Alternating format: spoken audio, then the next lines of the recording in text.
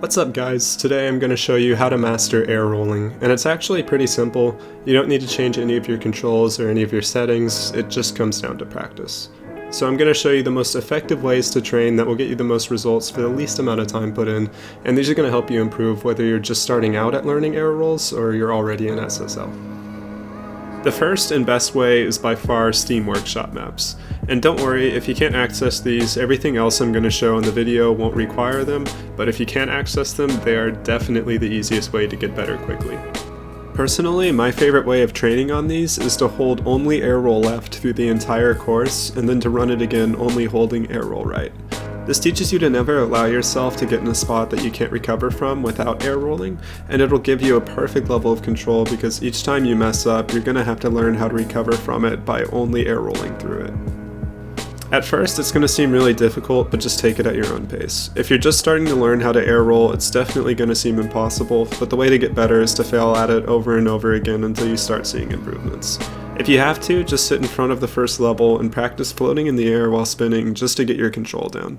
If you're already good at air rolling, just try to push yourself as fast as possible through the levels while only air rolling, and it'll show you where the gaps are in your control. I'll leave my favorite workshop maps in the description if you want to check them out. The next best way to quickly improve is air dribbling.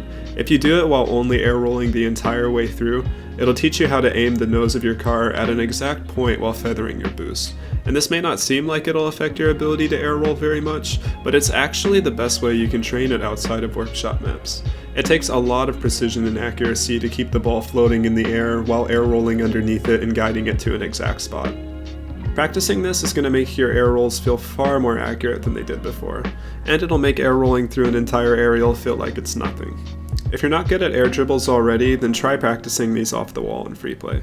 Just keep doing it over and over until you start getting it down consistently. If you're already good at air dribbling, then try taking off from the grounds. Doing this will make your air rolls feel far more impactful during the air dribble, and it'll teach you how to get good takeoffs from the ground, which will largely affect the accuracy of aerials that start with an air roll. The third way is to learn flip resets. They may not seem like they'll help your air rolls very much, but they actually teach you how to do an air roll that is required in order to hit precise aerial shots. My favorite way to practice these is just to use the walls in free play. When I take off from the wall, I usually air roll all the way to the ball just to add more difficulty and to make the shot more flexible. I suggest trying this if you already know how to do flip resets, but if you don't, definitely just start with a flat air roll right before you hit the ball. I suggest doing this just to get better at finishing shots, but if you want to, you can learn how to do multiple flip resets, which will teach you how to air roll properly for pre-flips. I did a tutorial on that if you're interested. The last way I'd suggest improving is learning Breezi Flicks. Now this definitely isn't necessary for getting better, but just practicing them alone will teach you a new kind of air roll that feels difficult at first, but as you do it, it'll help you to feel like you have way more freedom and control over your car whenever the nose points at the ground. Now to feel the improvement on your air rolling, you don't even need to be good at doing breezes. Just practicing the motion alone will help you to feel like you have more control in the air. So if you're wondering why I haven't gone over the different kinds of air rolls or whether or not you should use air roll right or just normal air roll, it's because there's not just one way that's going to work for everybody. Some of you will prefer doing the normal air roll and others will play better using left and right.